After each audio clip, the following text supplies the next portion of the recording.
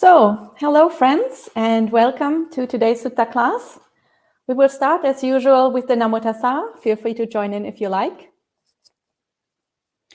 Namo Tassa Bhagavato Arahato Samma Sambuddhassa. Namo Tassa Bhagavato Arahato Samma Sambuddhassa. Namo Tassa Bhagavato Arahato Samma Sambuddhassa. Buddhang Dhammang Sanghang Namasami. So, hello and welcome everyone to our Sutta class.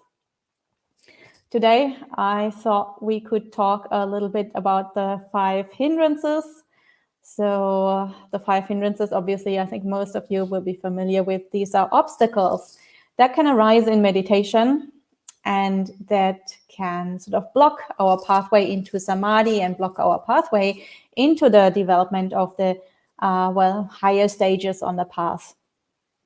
And so I don't know if you have noticed, but over the course of the last few weeks or the last few months, maybe every time that we finish the sutta and there's question and answer at the end, there's always a question: how do I overcome the 5 hindrances? Or how do I overcome one of the 5 hindrances? No matter what topic we are discussing, almost every single time there was such a question. And usually, because it was off topic, I always just replied very briefly. And so I thought that maybe today we should take this as an opportunity to really dive more deeply into the 5 hindrances and really just dedicate one session to just talking about them. Maybe 1 or 2 sessions. Let's see how it goes. And really just have a look how they arise, what they are, how they arise, and how we can overcome them. So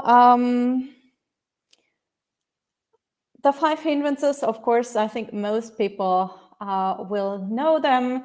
The first one is sensual desire. The second one is ill will. And then there's sloth and torpor. That is Bhikkhu Buddhist translations. Other people have translated, for example, as laziness and sleepiness. So being very low energy, being very tired and sleepy and lazy and so on. Then the 4th hindrance is restlessness and remorse, sometimes also translated as agitation. And then the last one is doubt, and not just any random kind of doubt, such as doubt whether or not the bus will be on time today or whatever, but doubt specifically about things relating to Buddhism. So doubt in the Buddha, the Dhamma, the Sangha, for example, doubt if the Buddha was really fully enlightened, or doubt if the Dhamma is really true, and if the Noble Eightfold Path really works, and if we can actually reach Nibbana and things like that, or doubt in our own abilities to practice. So maybe you think that other people can practice and other people can become enlightened, but you're not qualified, you're not good enough, or your meditation isn't going good enough. Or maybe you think you don't have the right meditation method, or you haven't met the right teacher. So doubt that really sort of undermines our faith in the practice and our faith in the Triple Gem. And that will, because there is all this doubt, it will block off our path, because we don't really commit to the path. We constantly second guess ourselves, and for that reason, we don't give it our full commitment, and for that reason, we don't really properly make progress on the path. So for that reason, doubt is the last of the 5 hindrances.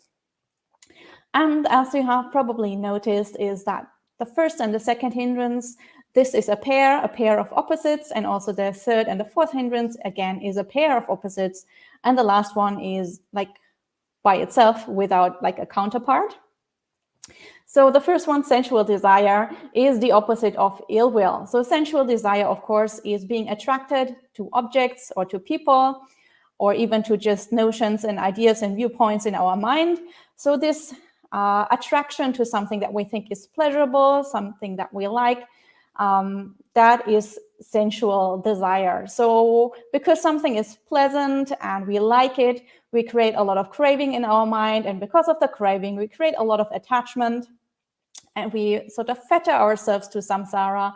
So the our bondage, our fetters that bind us to this round of rebirth increase, and our mental defilements increase, and our mind isn't clear and pure and still.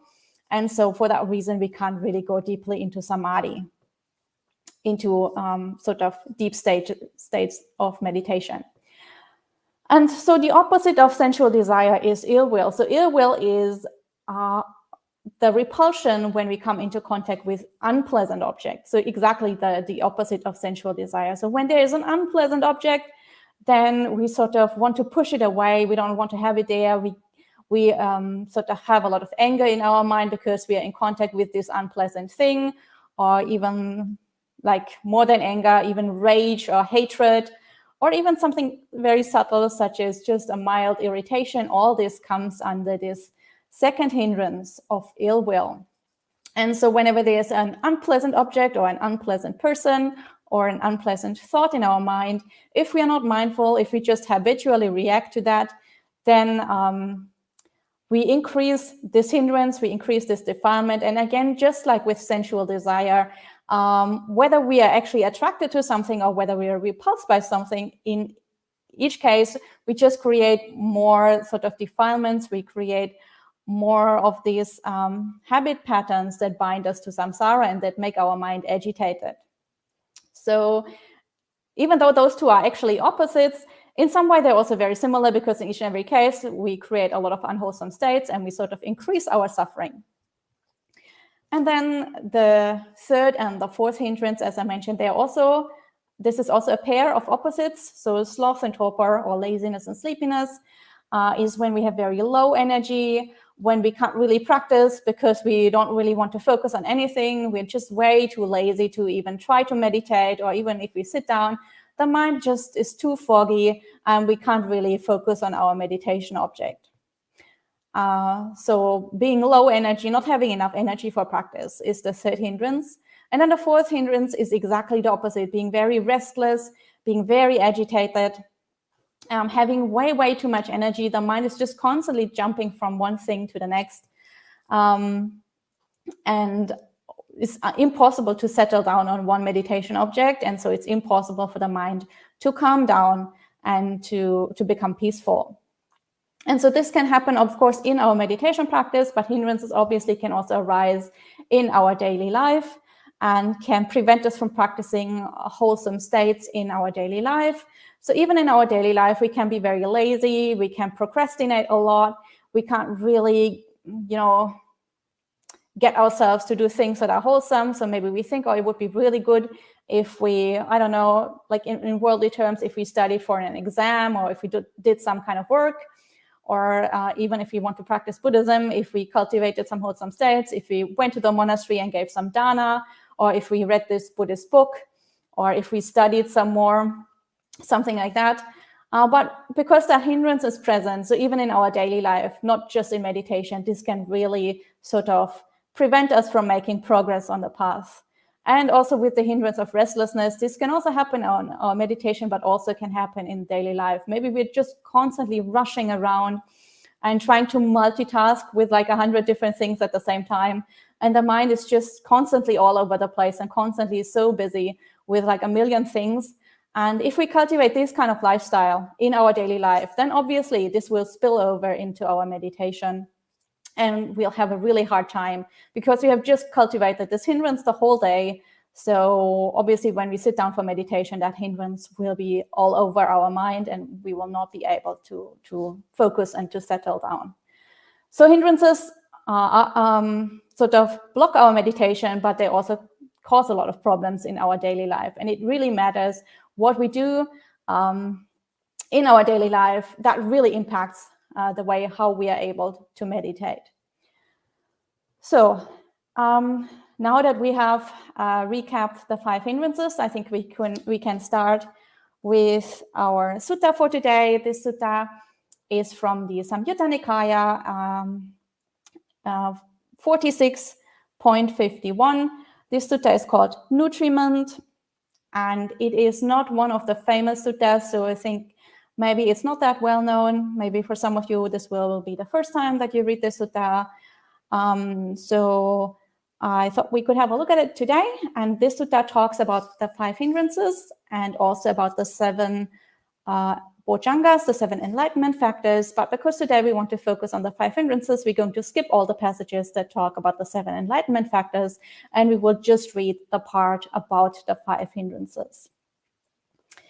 And so I have put a link in the live chat to Bhikkhu Bodhi's translation. I will also be reading from Bhikkhu Bodhi's translation. So if you want to follow along, then you can just follow that link. And the sutta begins at Savatthi, and the Buddha says, "Bhikkhus, I will teach you the nutriment and the denourishment in regard to the 5 hindrances and the 7 factors of enlightenment. Listen to that and attend closely to what I shall say." "Yes, Venerable Sir," the bhikkhus replied, and the Buddha said this. So the Buddha begins the sutta by telling the bhikkhus that he will teach about the nutriment and the denourishment in regard to the 5 hindrances. So the nutriment means that there are various factors or various practices, various habits that we can cultivate, various actions that we can do. And if we do them, then we feed into the 5 hindrances. So we provide nourishment for those 5 hindrances. We kind of strengthen them, we make them increase and grow and develop. So all this obviously is very unskillful behavior because we don't want to increase our hindrances. We actually want to decrease and eventually dissolve those 5 hindrances. But in order to be able to dissolve them, first of all, we have to understand what we are doing wrong the whole time and why those hindrances are there, because we have been feeding them the whole time. So first of all, we need to see all the unskillful habits that we have. So this is what the Buddha teaches about first. So we need to understand what's going on. And then obviously, once we understand our mistake, we can stop doing that. So this is the first part of the sutta, teaching us about this unskillful side of things, how we nourish the 5 hindrances.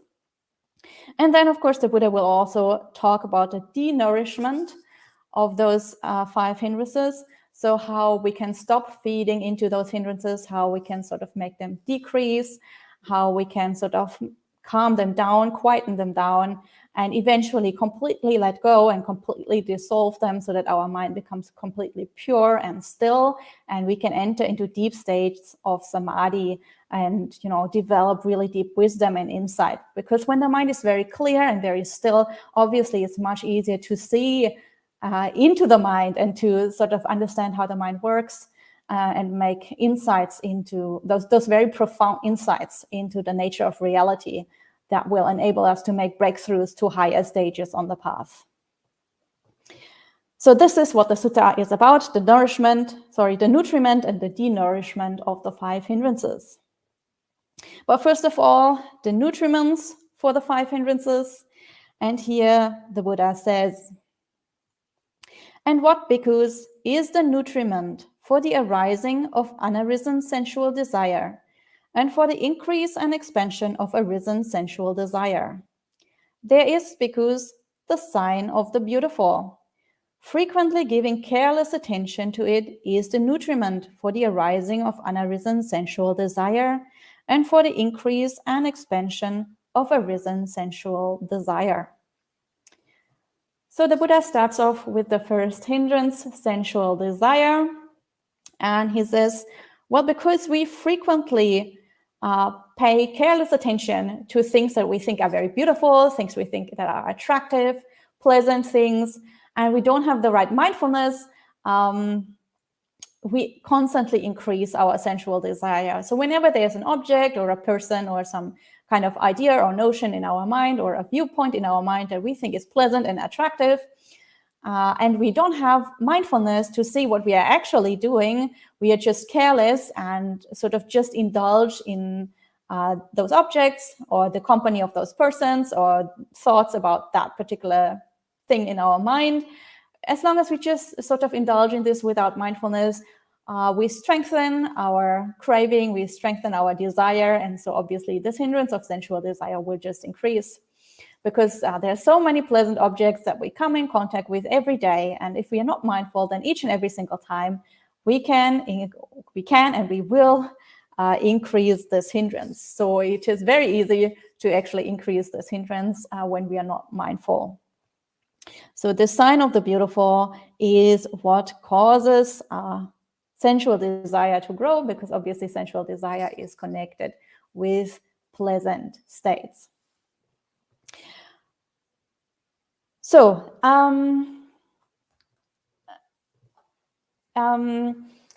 to better understand this, these 5 hindrances, the Buddha has also given us a lot of similes. And in this particular sutta, we don't have any similes, so I thought that we could sort of supplement this sutta with a few similes from other suttas, because I think those similes are really beautiful and they really capture very succinctly how those hindrances work. And sometimes it's easier if we have a simile to sort of remember and properly memorize the hindrances, because then we have imagery to go with it. And it also gives us another kind of avenue to understand them, because when you have this imagery, those similes, then you can, for some people it's much easier, because sort of it provides sort of an emotional connection because of those images with the Dhamma teaching itself. And so I want to share with you a few similes from two other suttas. One is the Sangharava Sutta. This is also from the Samyutta Nikaya, 46.55. And the other is from the Maha-Asapura Sutta, which is Majjhima Nikaya number 39. And in both of these cases, the Buddha also talks about those 5 hindrances, and he gives 2 very different sets of similes for the 5 hindrances, but I think in both cases, those are very interesting and very evocative similes. So in the first sutta, the Sangharava Sutta, Samyutta Nikaya 46.55, compares the mind to a bowl of water. And so I think most of you will be familiar with those similes in the suttas where the mind is compared to some kind of body of water. Very often the mind is compared to a lake. And if that lake is still and clear and pure, then we can see to the bottom of that lake and we can see what's going on there. And in the same way, of course, if the mind is clear and still and pure, we can see to the bottom of the mind and understand how the mind works. And so in this sutta, the Sangharava Sutta, the Buddha compares the mind to a bowl of water. And of course, again, if that bowl of water is clear, we can see to the bottom of that bowl. But if the hindrances are present, that bowl of water is not clear. And there are various different causes why that bowl of water is not clear. And in the case of sensual desire, the Buddha says that is like a bowl of water that is mixed with dye. So with various different colors. So it's like you put dye into water, then of course the water will become tinted. And it will take the color of that particular dye instead of being like pure and clear.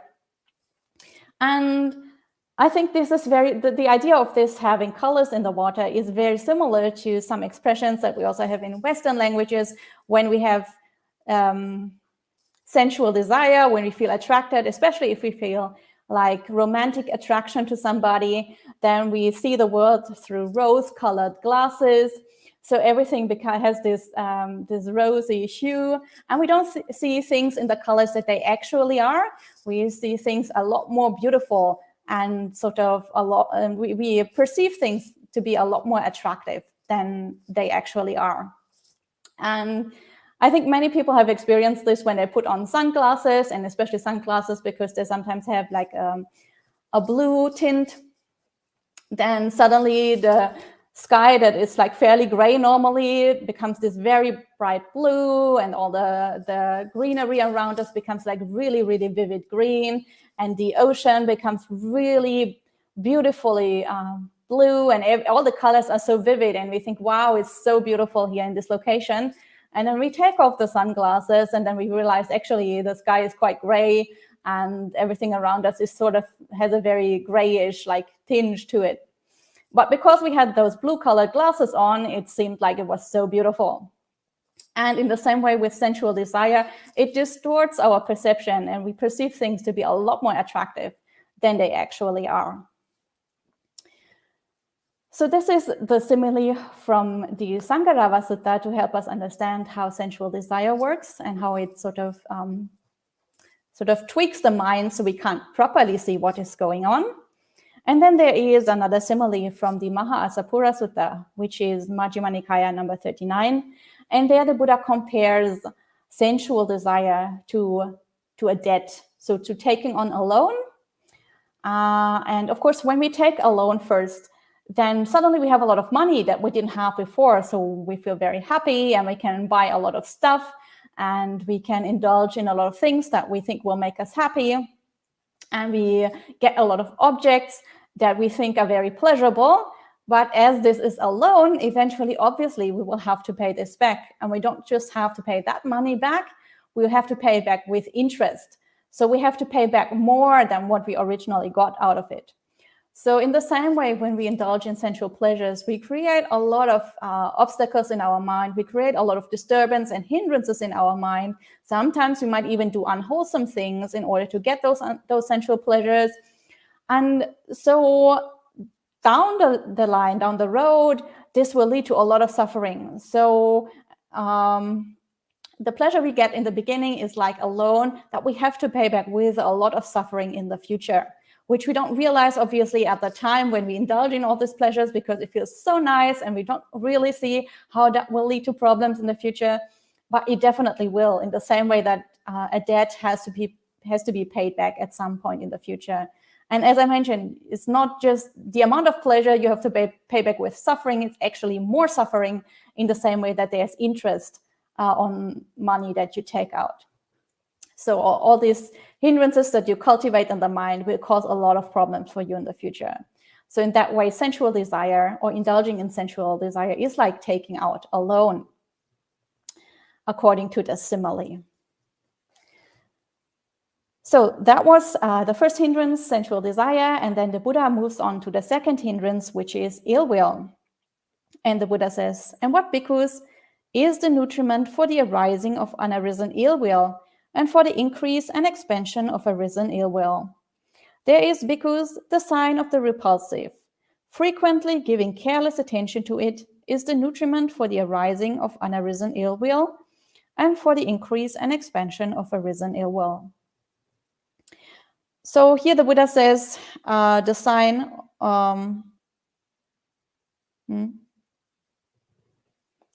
of the repulsive is the nutriment for ill will.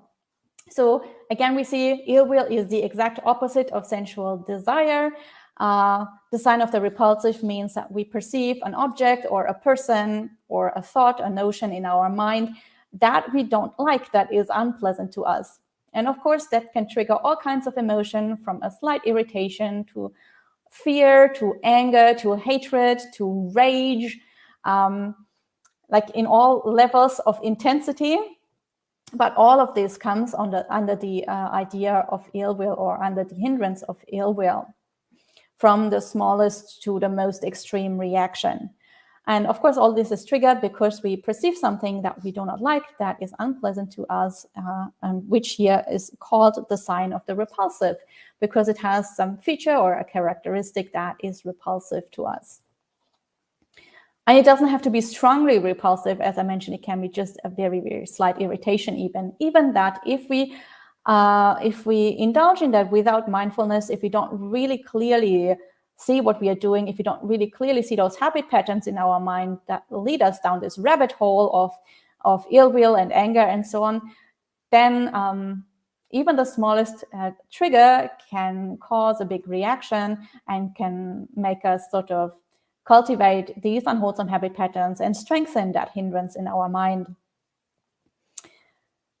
And so again, going back to those similes in those other suttas, the Buddha also had, of course, some imagery for talking about ill will.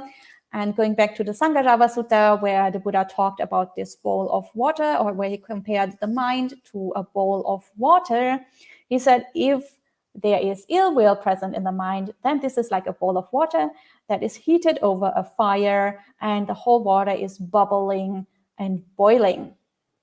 So as you can imagine, The water will be very agitated, bubbling and boiling, and so clearly you cannot see to the ground of that bowl. The bowl isn't clear and it's not calm. The water is just, very, very agitated. And what we also have here is this image of fire, of extreme heat, that is associated with ill will. And I think many people sort of can feel that if they have anger, if they have rage, if they have these kind of emotions in their body, the whole body can feel very hot. It can really feel like you yourself are boiling and bubbling and burning if that emotion is particularly intense. And it can feel like you're having a fever. Your head might be red. Your skin might be very red. If that anger, we also say that anger is boiling inside of us. Like even in Western languages, we have this kind of expression of associating heat with the idea of ill will, or with anger and rage.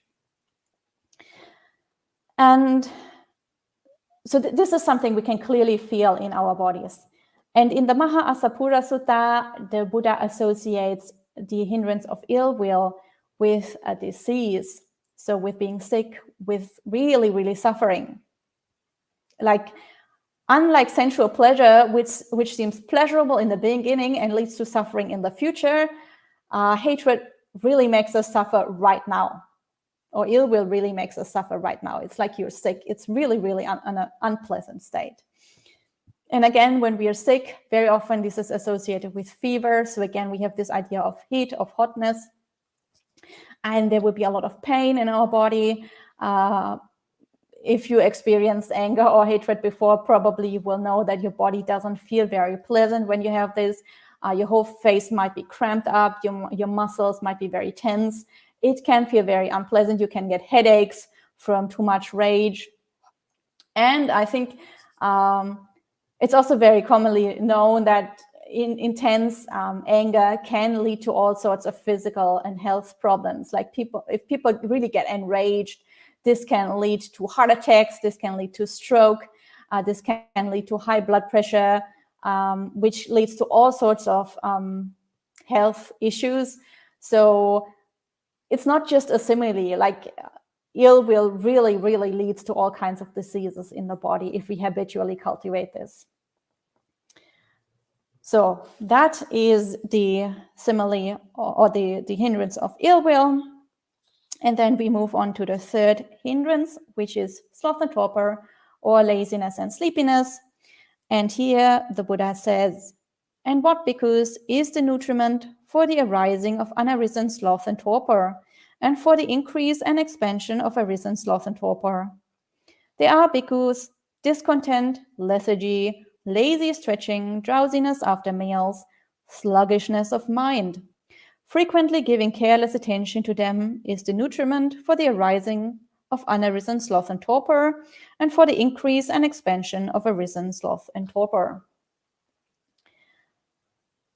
So here the Buddha says, if you feel very lazy and sleepy, quite often, what is the cause for that?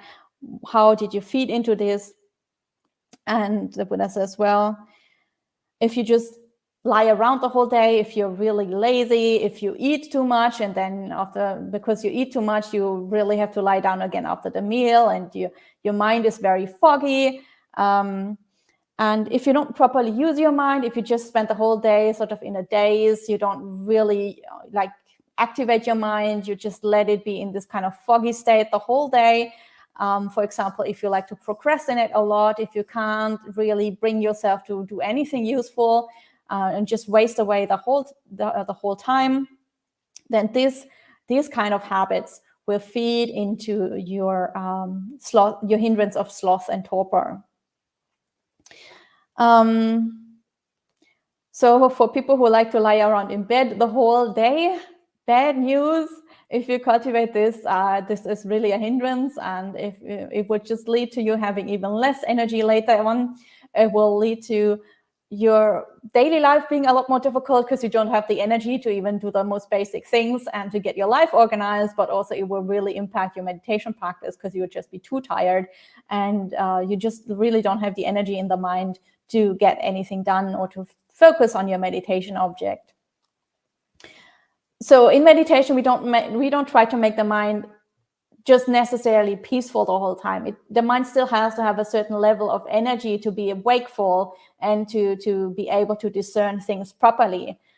There is such a thing as the mind being too calm and too peaceful if it is associated with like a foggy mind state where you're not very clear, where you're just feeling very, very sleepy. We're not looking for that kind of calm in meditation. We're looking for the kind of calm where you're really awake, where you're very clear and bright, but still very calm and very peaceful. So if you experience this hindrance of laziness and sleepiness, don't mistake that for a deep stage of samadhi. Be very clear that this is a hindrance, and what you need to do is really arouse your energy and sort of, even if the mind becomes a little less calm, then at least it becomes awake and bright, and then you can go into the right direction and calm it down again while being awake and clear-minded and clear-headed. So don't mistake this hindrance for a deep stage of meditation. And then again, we have the similes, and the first simile of the bowl of water. The Buddha says, having a lot of laziness and sleepiness, or sloth and torpor in your mind, is like a bowl of water that is covered with water plants and algae. So on the top of that water, there is just this slimy layer that is very like, very sluggish and very thick, sort of goo of water plants, algae, and you can't see through that. You don't know what is below. So even below that, the water might be very clear and very pure, but you can't get through that thick layer. You can't see through that.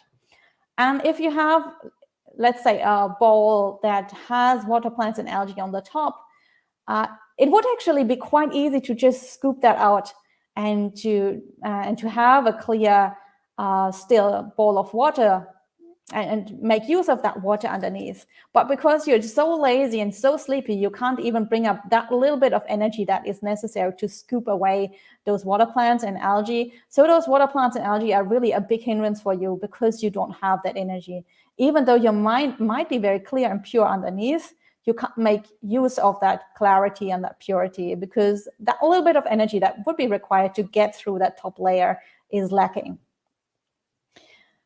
So that is the one simile. And then in the Mahaasapura Sutta, the Buddha compares this hindrance of laziness and sleepiness, or sloth and torpor, to a prison. So if you are in a prison, obviously you will spend most of your time sort of in a tiny little cell. You have no freedom to go anywhere. You have no freedom to do what you actually want to do. The only thing that you see the whole day is like a tiny space with 4 gray walls and nothing much else to occupy your mind. And so in the same way, if you have a lot of sloth and torpor, you're just in this fog, in this gray fog the whole time. Your mind has no freedom to move. You're not able to do the things that you actually want to do.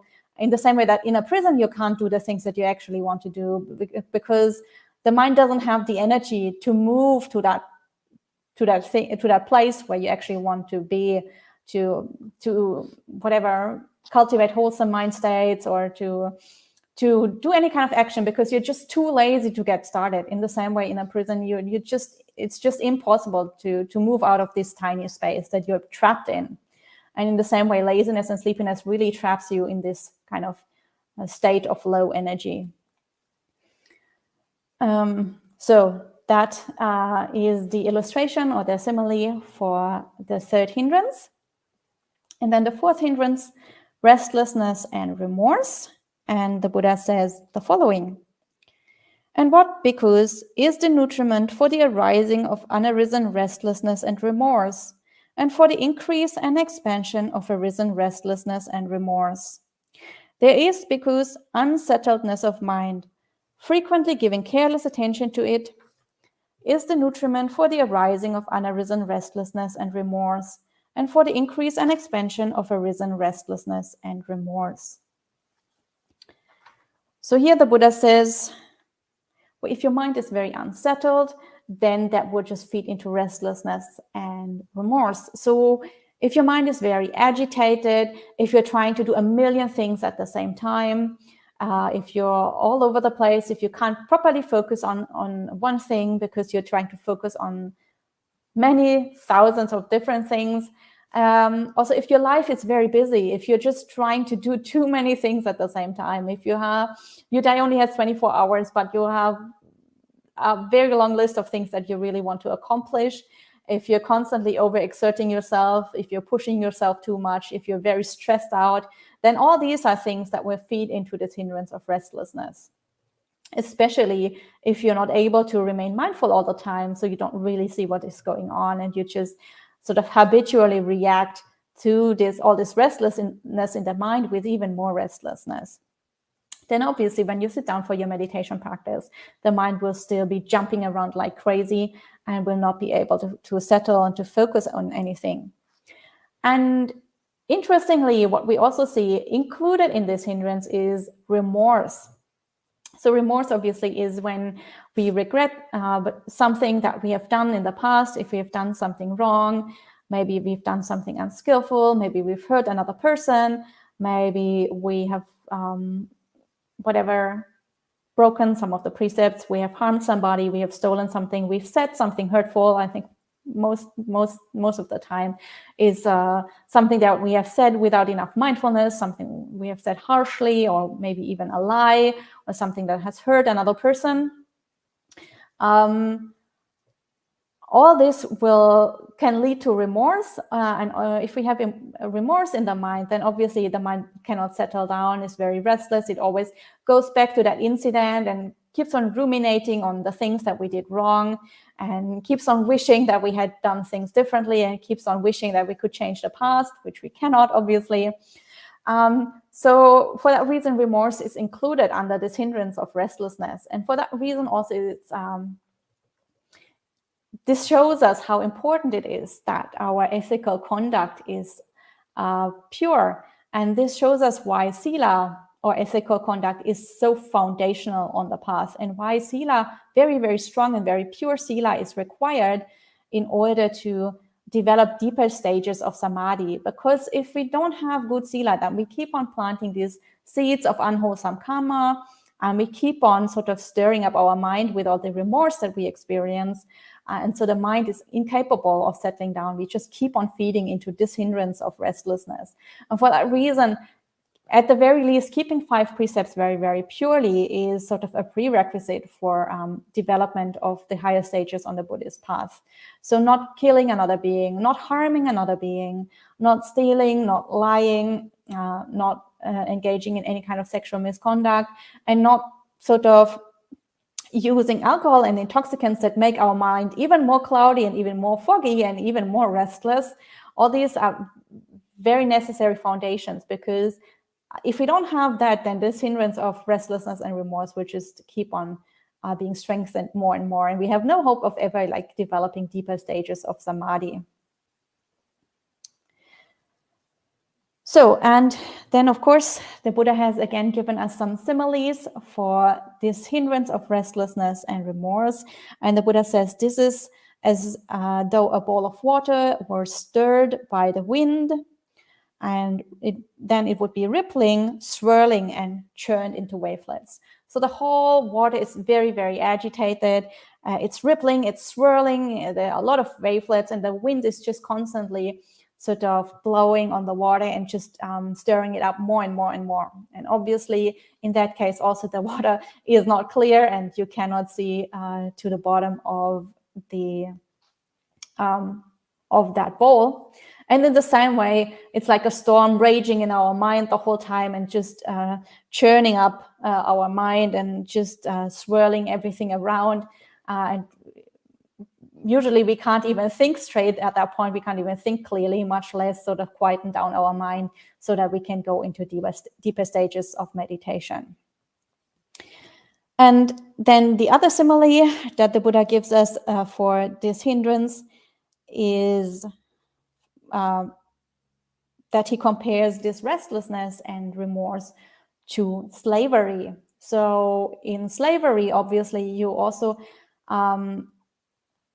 you can't make your own decisions. There's somebody else who's controlling you. You have to work a lot. You have no time to rest. Usually that person will not let you rest. They will just send you around the whole time. You have to do a million different tasks. You have, as I mentioned, you have to work a lot. And in the same way, this is what happens to the mind when you have a lot of restlessness. You don't let your mind rest. You just let it do a million different things. And none of that is actually beneficial to your mind. In the same way that the work that a slave has to do is not actually beneficial to the slave, is someone else who derives the benefit from that work. In the same way, all this running around that the mind does when it's restless is also in no way beneficial to the mind. For that reason, the Buddha has compared restlessness to this slavery, and it's like we're basically enslaving our own mind, and we are forcing our mind to do all this really fruitless stuff, all these like fruitless works, or thinking all these fruitless thoughts, or in our daily life just rushing around doing a million different things that maybe aren't all that important.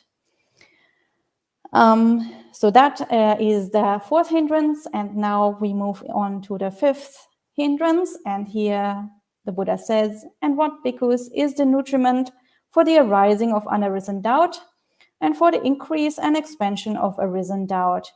There are bhikkhus things that are the basis for doubt. Frequently giving careless attention to them is the nutriment for the arising of unarisen doubt and for the increase and expansion of arisen doubt. So this maybe isn't all that clear, because the Buddha is what gives rise to doubt? Well, things that are the basis for doubt. So it's kind of like a circular statement. So what are the things that are the basis for doubt? And we have already talked about it a little bit in the beginning. Well, this isn't just any kind of doubt about anything in your life. This is specific to Buddhist practice. So maybe your meditation isn't going as well as you like. So you think about, well, maybe I'm incapable of doing meditation, or maybe I'm using the wrong meditation object, or I'm using the wrong method, or I have the wrong teacher, or my family is sort of blocking my progress because they keep on disturbing me. Or maybe the Buddha wasn't enlightened, or maybe the suttas aren't preserved properly and the real teachings were lost in the, course of history at some point. So we have all these thoughts, and these thoughts constantly undermine our commitment to practice. And if we don't have faith in what we are doing, obviously we will not make a proper commitment. We will not give all our energy into this. We will not give all our effort into this. We won't really want to practice, because we always in the back of our mind, we question is this really a good use of my time? And am I doing the right thing? And so if we have all this doubt and we keep on reflecting on all these questions, we just feed into doubt, and our practice sort of becomes weaker and weaker. And obviously, there is a place for evaluating one's own practice and one's own progress. So in other suttas, the Buddha also said it's good to from time to time check, am I making progress on the path? Do my wholesome states increase? Do my unwholesome states decline? And obviously, we need to evaluate that from time to time, because if you're not making any kind of progress, clearly there's something wrong, and clearly then we should make a change, and we should maybe find a good teacher or a spiritual companion and discuss with them and get some input and try to see if we can change something. So there is a place for evaluation, but when it becomes excessive and it just undermines our practice, then this is doubt and this is a hindrance, and then this is in no way helpful and wholesome for us. So, well, that is the hindrance of doubt. And again, we have similes for this. And the Buddha says, having doubt in the mind is like a ball of water that is turbid, that is unsettled and muddy, and that is placed in the dark. So, of course, just in the same way that a ball of water is dark and muddy, you cannot see anything. In the same way, doubt will undermine your mind, and it will sort of darken the mind with all these unwholesome states. Like when we go deeper into samadhi, what we usually experience is the mind becoming brighter and clearer. And doubt directly counteracts this and doesn't allow the mind to brighten up. For example, if we feel very inspired, if we have a lot of joy in the practice, we can feel how our body becomes very light, how our mind becomes very light, and it feels like there's a brightness inside of us. And this doubt directly counteracts this kind of development. And so it doesn't allow us to bring up the joy and bring up the lightness that we could otherwise experience in our practice. So for that reason, it's like a ball of water that is very muddy and that is placed in the dark. And in the Mahasapura Sutta, the Buddha compares doubt with a road across the desert. So when we're going through a desert, obviously it's very difficult to find water. It is very hot. It is very unpleasant. And there's always the chance that we would not survive, that there's always this danger of death. And so in the same way, this is like when we practice with doubt in our mind, there's always the chance that our practice will just die off completely and we will not keep on practicing at all. And it's very difficult to find water in a desert. So in the same way, it's very difficult to find inspiration in the practice.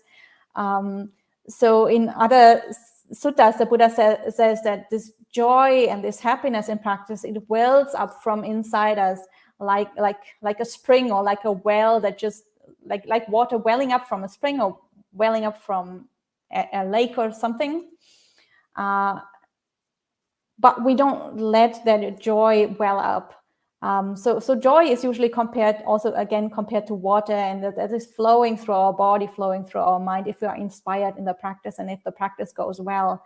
But this kind of source of happiness is dried up if we have a lot of doubt, because in a desert there are no wells, there are no springs, so we cannot access all these happy mind states if we have a lot of doubt in our mind. And for that reason, this hindrance is compared to wandering through the desert. And of course, it's very, very easy to lose your way in a desert because everything looks the same. In the same way, it's very easy to lose direction in our practice if we have all this doubt, because we just don't know in which direction to go. So these are the nutriments for the 5 hindrances. And I see that time is already very advanced. So we are not going to talk about the denourishment of the hindrances today. So the denourishment obviously is all the practices that we can do to overcome the hindrances, to really practice with them well, to lessen their impact and eventually to completely dissolve them and to make our mind pure and bright and to be able to enter deep samadhi and to develop the higher stages and the wisdom. So all of this is what we're going to talk about in our next sutta class. But I think for today, we can finish the sutta discussion for now. And then if you have any questions or comments, then you can leave them in the chat and I will see if I can answer them.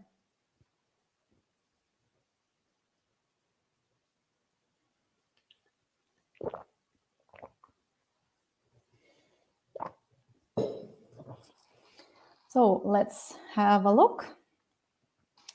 Welcome to everybody who has joined in. So good to see you all. It's nice to also see that Gita is back here after such a long time.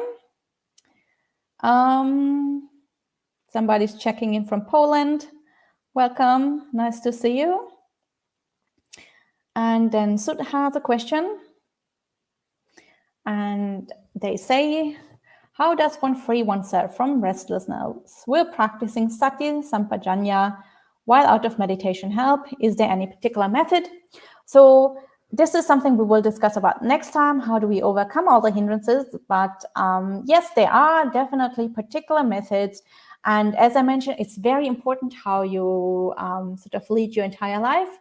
Also outside of meditation, if you have an extremely busy schedule, if you are all over the place, if you're multitasking, if you're trying to do a million things at the same time,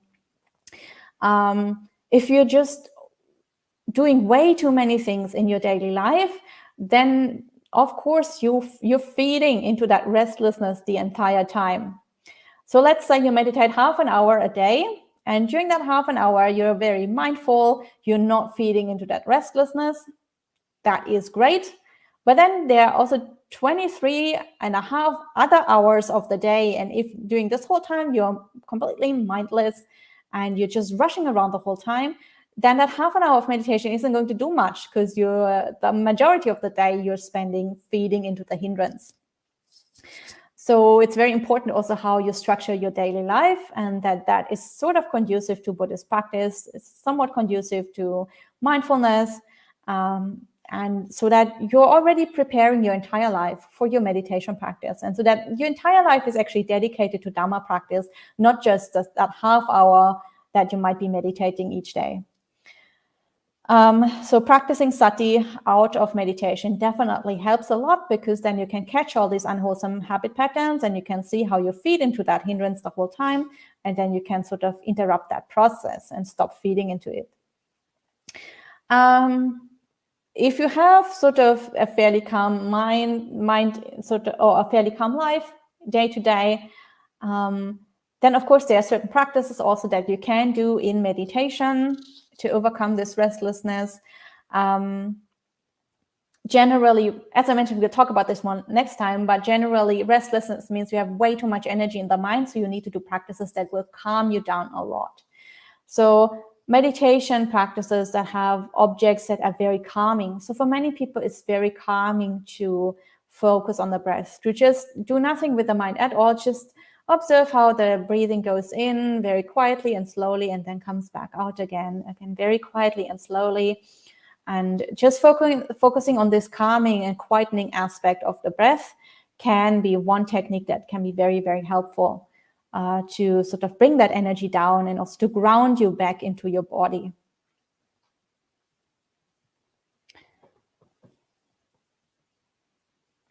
And Sud also has the same question about sensual desire. How do we free ourselves from sensual desire? Again, it depends very much on your daily life. Having sati in your daily life, not indulging too much in all these sense objects, is very important. And then, of course, in meditation practice, there are various contemplations that we can do to overcome sensual desire. We will talk about this a lot more next time. One of these things is sort of doing asubha practices, so seeing things like contemplating aspects in things that are not beautiful. So asubha means non-beautiful. So when there's something that you see that you feel is very attractive, you really investigate that object, and then you specifically note all the things that are really imperfect or non-beautiful about that thing. Let's say you're very sort of attracted to ice cream, then you will focus on this and you will see, oh, it's actually very cold and it's not that pleasant, and they're so full of sugar and it's really unhealthy, and the consistency is somehow squishy and it's not really all that nice. So that is kind of how you could practice with that. Or if it's a person that you're very attracted to, you can reflect whether or not they have maybe some faults also. So this is how briefly we practice with those desires. And then Rahul Ovad says, could you please briefly explain how to skillfully gradually practice with the first precept? It seems sometimes quite difficult to sensibly minimize killing of living beings. Looks like much wisdom is needed.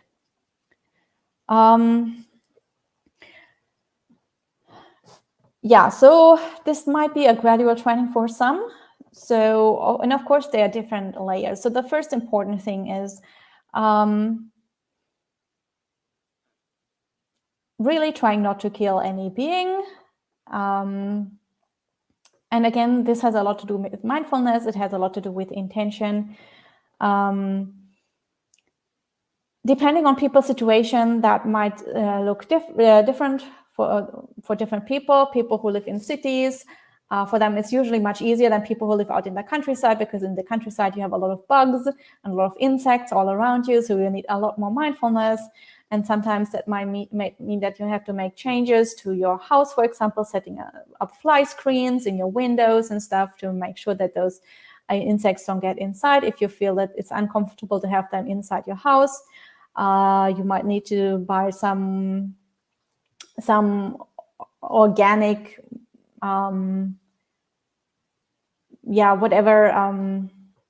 liquids for example, tea tree oil, because most insects don't like tea tree oil, so you can spray that around so that they would go away. So there are different methods that you can use to first of all try not to kill them. Then of course you also try not to harm them. So it's very easy to harm other beings without actually killing them. So that would be a next step, how we can practice. Some people go even further, they become vegetarian. Some people go further and become vegan. So there is a gradual sort of training, and not everybody sort of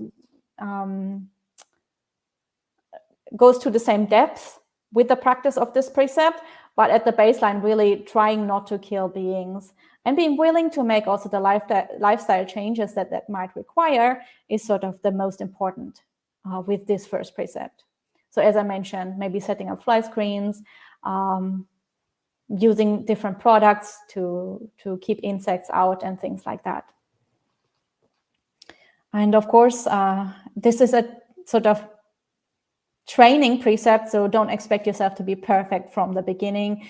Probably if this is something that you struggle with, then you will make mistakes. From time to time, you might still harm and kill various beings. So whenever that happens, just notice it and, try to do better next time.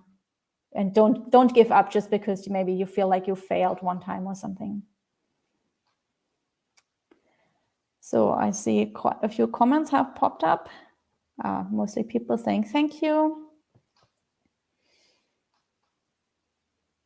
Gita says she's very busy. Okay. I hope, well, it's nice that you could join in today. It's very nice seeing you. So it seems that was actually the last question. So then we can finish for today. Next week, it's very likely that there will not be a talk because I am traveling. So I will see you all again in 2 weeks' time. And then we will finish this sutta and talk about, as I mentioned, how to overcome all these hindrances and what are good practices to do to sort of dissolve all these hindrances. And for now, we will end with 3 sadhus. Feel free to join if you like. Sadhu, sadhu, sadhu. So have a good week. Of course, have a good rest of the day. And I will see you all in 2 weeks. Take care.